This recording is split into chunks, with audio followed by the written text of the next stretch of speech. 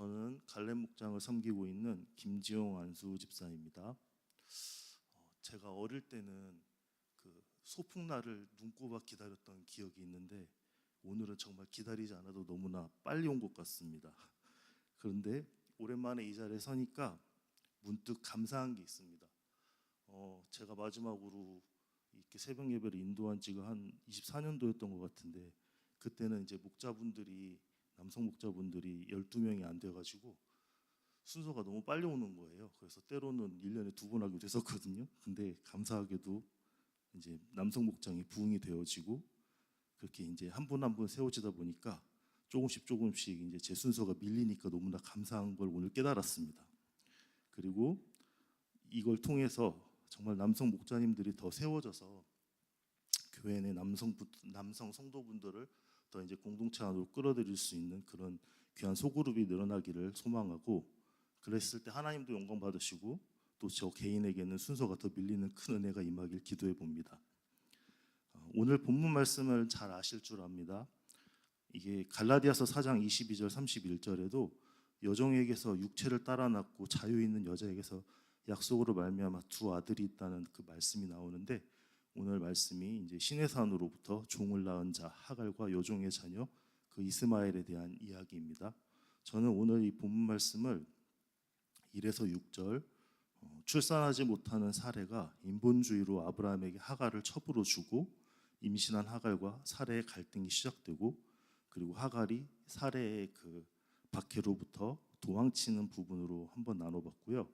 7절에서 16절까지 하갈이 여호와의 사자를 만나고 하갈에게 다시 돌아가 그 수하에 복종할 것을 명하시면서 이스라엘에 대한 하나님의 계획을 듣고 브엘라 헤로이에서 다시 돌아가는 부분으로 저는 나누어 보았습니다. 오늘 말씀을 이렇게 나누고 계속 이제 말씀을 묵상하다 보니까 하나님이 어떤 분이신가를 저희가 생각을 해봐야 되잖아요. 그래서 제가 처음 깨달았던 거는 하나님의 일하시는 방법에 대한 것이었습니다. 하나님은 이미 아브라함에게 여러 번 약속을 하십니다. 자꾸 약속을 하십니다. 창세기 11장 30절에 사레는 임신하지 못함으로라고 자식이 없었다고 분명하게 기록되어 있음에도, 또 창세기 12장에서는 너로 큰 민족을 이루겠다고, 또 창세기 13장에서 보이는 땅을 내 자손에게 주고 땅에 티끌 같게 하실 것이라고 하셨고, 또 15장에서는 자식이 없으니 상속자가 받을 것이라는 그 아브라함에게 네 몸에서 날 자가 네 상속자가 되리라는 약속의 자녀의 언약을 또 하십니다. 아브라함은 이런 거듭된 하나님의 자녀에 대한 축복을 믿었습니다. 사실 한 번 말하면 안 믿을 수 있겠지만 자꾸 말하시니까 믿을 수밖에 없었을 것 같긴 합니다. 그리고 이런 아브라함의 믿음을 하나님은 의로 여기셨습니다. 성경엔 기록되어 있지 않으나 아브라함은 사레에게 자신이 하나님에게 받은 그 언약에 대해 대화를 했을 것입니다. 저희 아내만 봐도 사역의 그 말씀을 듣고 오면 저한테 부지런히 전해주거든요. 그래서 저로 하여금 같은 복음의 해석과 믿음을 가지도록 부지런히 전하는데, 이번 금식기도회를 다녀왔는데 월화수 아이들도 없고 아내도 없으니까 집이 정말 조용했었습니다. 근데 수요일날 아내를 교회에서 이제 만나고 집에 가는 차 안에서부터 아내가 왔으면 실감이 나더라고요. 계속 저에게 할 말이 어찌나 많았던지 계속 이제 말하는 그 아내를 보고 아내가 돌아왔구나 싶었었습니다. 싫다는 게 아닙니다. 제가 지금 말하고자 하는 거는 아브라함도 사레에게 분명 자신의 언약에 대해 말했을 거라는 걸 저는 이제 말씀을 드리는 겁니다. 아브라함은 하나님이 주실 자녀에 대해 믿었고 자녀를 낳기 위해 다른 첩을 두지 않았습니다. 그러나 아내 사레는 이 말씀에 대한 믿음이 없었던 것 같습니다.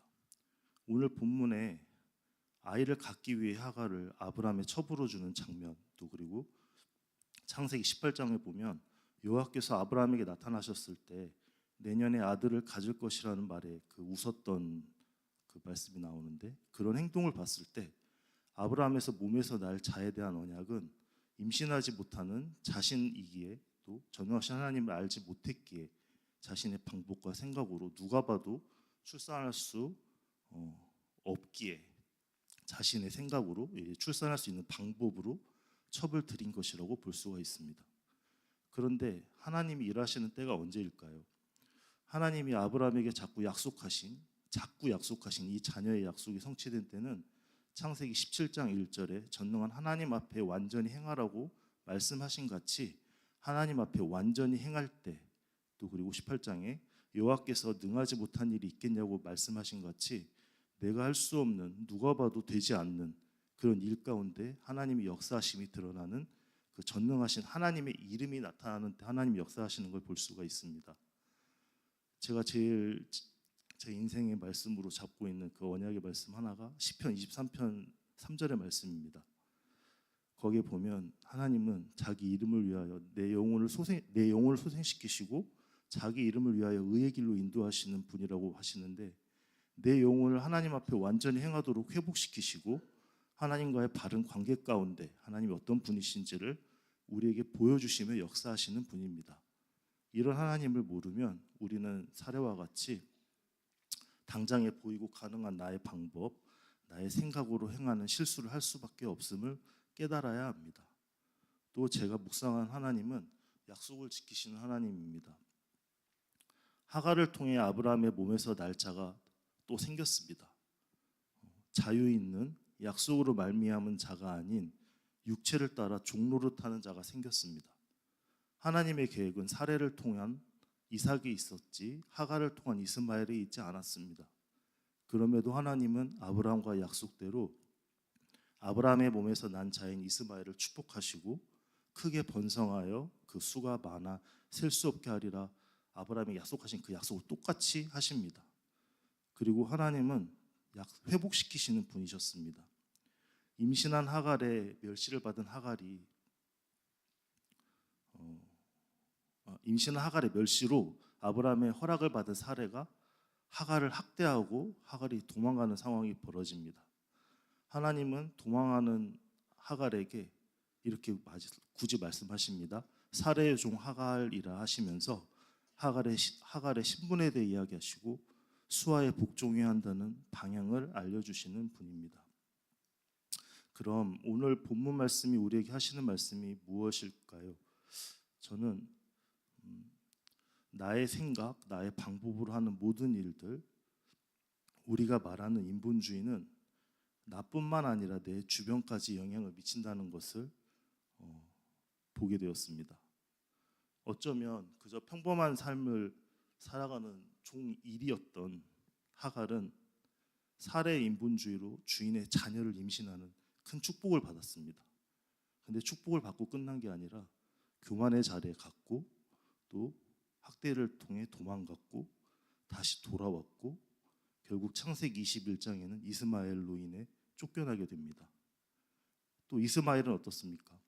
뱃속에 있을 때부터 들나귀같이 될 것이라고 그의 손이 모든 사람을 치고 모든 사람의 손이 그를 치는 모든 형제와 대항하여 살게 되는 실제 아람 민족 이슬람으로 이삭의 자손들과 대항하는 말씀대로 되었고, 아버지의 사랑을 받고 자라야 할 자녀인데 살해 분을 사 쫓겨나게 됩니다. 이렇게 한 번의 인본주의는 엉킨 실타래와 같이 얽히고 설켜 주위에 영향을 미칩니다. 그렇게 우리는 모든 인본주의를 패하고 오직 성령의 인도하심을 받는 저희가 되어야 합니다. 저에게도 이런 내 생각, 내 방법으로 행했다가 제 주위를 힘들게 하고 하나님 앞에 완전히 행하라고 하신 말씀처럼 생각과 마음을 돌이킨 사건이 있었습니다. 사건의 시작은 24년도 언제쯤인지 정확하게 기억은 나지 않는데 목사님이 강단에서 선포를 하셨거든요. 초등학생 수요가 있어서 SOT를 만들어야겠다. 사실 그 말씀을 처음 들었을 때 선포된 말씀이니까 기도는 한다.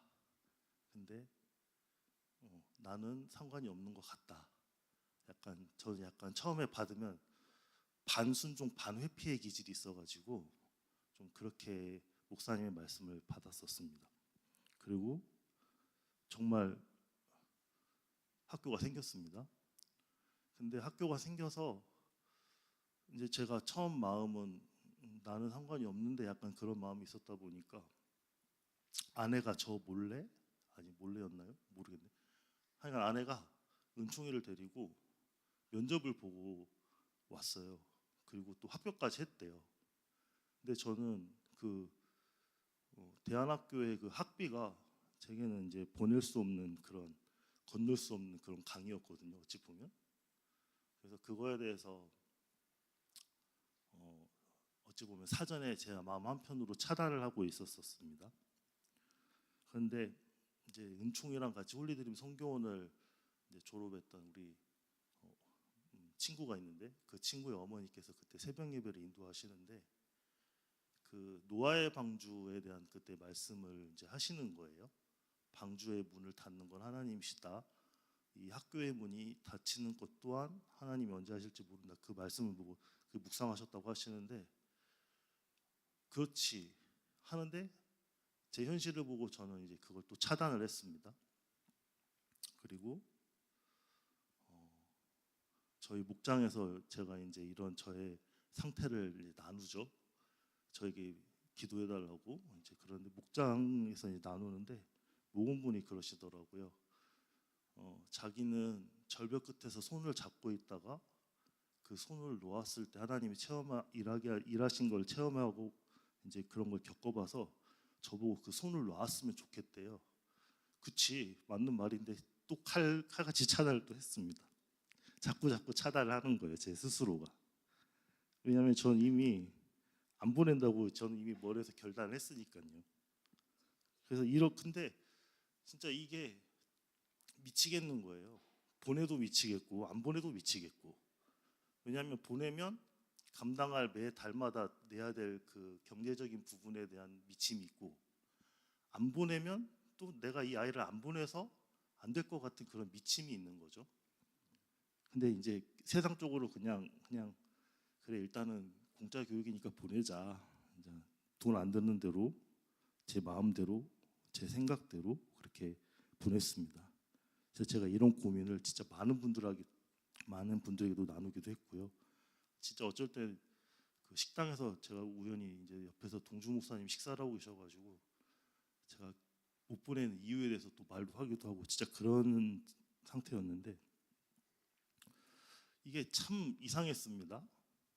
제가 이런 말들을 나눌 때 공교육이 있는데 왜 보내냐고 말하는 사람이 있는가 하면 아니다 이거는 기독교적인 그 학교에 대해서 이게 얼마나 좋은 건데 안 보내냐 하는 사람도 있었고 근데 희한하게 안 좋게 말하는 사람한테 제 모습이 이상한 거예요. 저는 차단을 한 사람이잖아요. 안 보내겠다고. 그러면은 안 좋게 말하는 사람이 말하면 호응을 해야 되는데 짜증이 나는 거예요. 자꾸 안 좋게 말하면 아니다고 보내야 된다고 막. 아니 저는 안 보내는데 난 증거가 없고 열매가 없는데 자꾸 막 그런 짜증 나고 막 받아치고 대체 이게 뭘까? 그러고 앉아 있고 이제 제 상황에서는 제가 이제 수요 찬양 같은 경우는 여기 앞에 앉아 반주를 하다 보면 SOT 교복을 입고 이쪽에 친구들이 앉아 있는 그 모습을 볼 때 진짜 마음이 바늘로 찌르는 것 같은 그런 기분을 항상 느꼈거든요. 저기에 우리 아이가 앉아 있었으면 어떠한 마음이었을까? 왜냐하면 은총이가 초등학교를 그렇게 가고 싶어 했던 그 아이가 1학년이 되고 나서부터 자꾸 바지에다가 안 하던 행동으로 똥을 싸는 거예요. 뭔가 화장실을 가야 되는데 거기에 눈치를 보고 안 가고 뭐 친구들과 놀고 뭐 화장실에서 볼일 보고 있을 때 그 놀리는 친구들의 말에 이 아이가 자꾸 그런 것들을 이제 당연한 건데 자기가 뭔가 약간 방어 기질인 건지 아니면 회피의 기질인 건지 자꾸 그렇게 똥을 얼마나 참았으면 제 병원을 2년을 가까이 다녔거든요. 그 변비 때문에. 그러니까 어찌 보면 저의 인본주의 결과로 제 아이를 힘들게 만든 거죠. 그래서 이 상황을 놓고 제가 이제 계속 저는 이제 기도를 해야 되니까 기도를 하고 있었는데 아이가 이제 그 어느 날 이제 제가 딱 온 거예요. 이 아이를 혼내야겠다. 왜냐면은 이 아이가 이제 그 화장실을 간 거를 자기가 이용하는 것 같은 마음이 제가 확 든 거예요. 수업도 안 듣고 화장실 가서 이제 화장실 갔다 수업 안 듣고 그 의무실 갔다 수업 안 듣고 아 그럼 내가 이 아이를 이제 혼나야겠다 싶어가지고 퇴근하는 길에 사모님한테 전화를 했어요.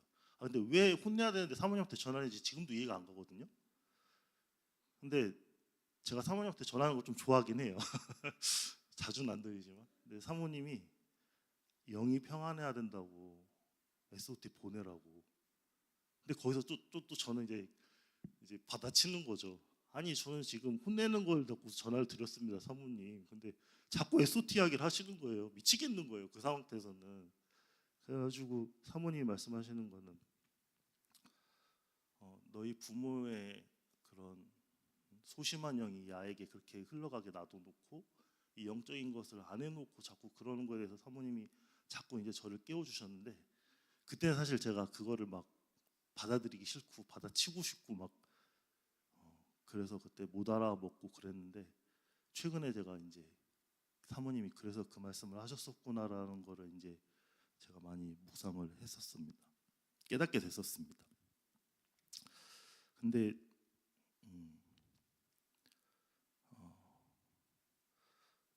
제가 이제 그러한 상황에서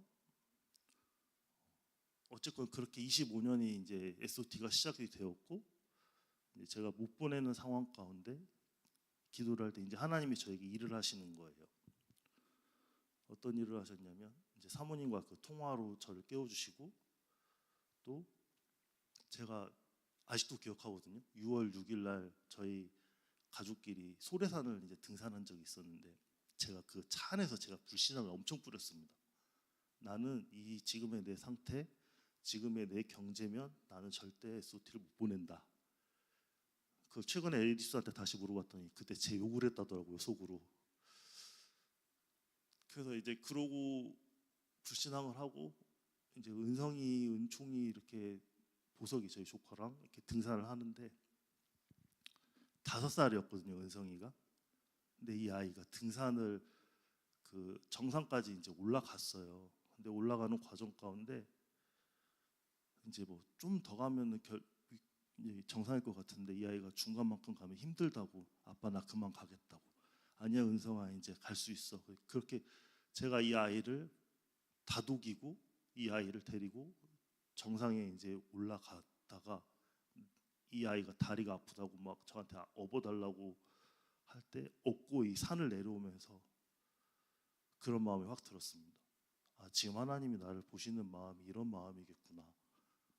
나를 이제 조금만 더 좀 제발 믿음을 가져봐 이렇게 말씀하시는데 자꾸 나는 그 조금만 가면 되는데 그게 못 해가지고 내가 이러고 있구나 그런 생각을 하면서 이제 내려왔는데 저녁에 이제 금요기도를 오니까 그때 동주 목사님이 설교 말씀이 기도의 집을 지으라고 이렇게 말씀을 하시는 거예요. 근데 대안학교 SOT를 놓고 제가 기도했던 그 기도들은 뭔가 그냥 뜬구름 잡는 그런 기도였었습니다. 그 당시에 제가 그 말씀을 듣고 제 모습을 조명해 봤을 때 그래서 그거에 대해서 이제 확실하게 내가 하나님 앞에 무엇을 기도해야 되는지를 놓고 이제 기도를 했었죠.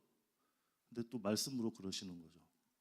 내 입으로 하는 내 귀에 들린 말대로 그 민수기 14장 28절 말씀을 이제 주시면서 아 그러면은 내가 지금까지 불신앙의 말을 뿌려서 이렇게 되지 않는 환경 그 사모님이 말씀하시는 자꾸 네 수준에서 제한을 걸어가지고 하나님 역사하심을 나타나지 못하게 하고 있는 그런 상태임을 제가 이제 깨닫고 그때부터 이제 기도를 조금 바꿨어요. 일단 보낼 수 있을지 없을지를 모르겠는데 보내겠다. 입으로 일단 신앙을 고백하고 환경이 되면 보내고 안 되면 또 될 때까지 기도하다 보면 언젠가는 뭐 가게 하시겠지 이제 약간 막연한 그런 시작이 되었는데 하나님이 이제 제 기도를 들어 응답하셨던 것 같습니다. 은총이의 SOT를 보내기로 결정을 하고 나서 뭔가 환경의 문이 열리더라고요. 그때 마침 저희 장인어른이 다시 교회로 돌아오셨고 또 장인어른을 통해서 저는 사실 그렇게 안 되실 줄 알았는데 확 바뀌신 사람이 이렇게 180도 바뀔 수 있구나. 아, 이게 하나님의 역사하심이구나. 그럼 이런 역사하심이 나한테도 일어나겠구나. 그런 믿음이 확 생기면서 이제 계속 했었을 때 은총이를 보낸다고 했더니 이제 경제적인 후원도 받게 하시고 또 생각하지 못한 방향에서 또 후원도 받게 하시고 이렇게 뭔가 되어져 가는 것들을 제가 이제 체험을 했습니다. 참 그래서 이제 올해부터 이제 은총이를 보낼 수 있게 되었는데 솔직히 아직도 감당할 수 없는 부분에 마음이 눌릴 때가 있지만 하나님의 귀에 들리게 말자는 하나님 앞에 온전히 행하려고 하나님의 능력을 제한하지 말라는 말씀대로 살아보려고 합니다. 내 불신앙, 내 방법, 나의 믿음 없음으로 자녀인 은총이에게 또 아내에게 힘든 시간을 갖겠습니다. 이 또한 저와 아이가 이 일을 통해서 학교의 가치와 필요성에 대해 체험하고 만약 그때 보냈다면 힘든 환경 가운데 또 제 인본이었다면 더 힘든 상황을 맞았을지도 모릅니다. 하지만 하나님은 가장 좋은 길로 가장 안전한 길로 저와 저희 가정을 이끄셨음이 너무나 감사한 그런 경험이 있었습니다. 하나님은 이런 분이십니다. 실수가 없으신 분입니다. 약속을 지키시는 분입니다. 우리의 삶 가운데 내 방향이 아닌 하나님이 이끄시는 방향대로 우리 보고 따라오라 말씀하시는 분입니다. 이런 하나님을 신뢰하시길 소망합니다. 결론입니다. 하나님은 전능하신 분입니다. 그 하나님을 온전히 신뢰하지 못할 때, 믿지 못할 때, 내 생각으로 제한할 때 하나님은 일하지 못하십니다. 하나님의 방법과 계획 앞에 우리의 생각을 내려놓고 오직 성령이 인도하심을 받는 삶 가운데 많은 하나님의 역사하심을 체험하는 저와 큰나무 공동체가 되길 소망합니다. 기도드림으로 말씀을 마치겠습니다.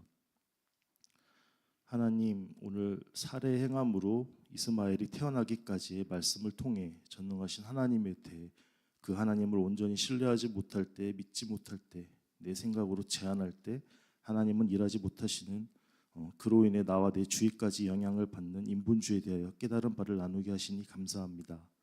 모든 나의 것들이 패해지게 하여 주옵시고 내 입술의 모든 말을 들으시며 그대로 행하시겠다는 주님, 우리에게 믿음을 주시고 믿음으로 선포하게 하시어 믿음으로 되어져가는 날마다 하나님의 역사심이 나타나는 그런 오늘과 또 삶을 살아가길 소망하오며 이 모든 말씀을 거룩하신 예수 그리스도의 이름으로 기도합니다. 아멘.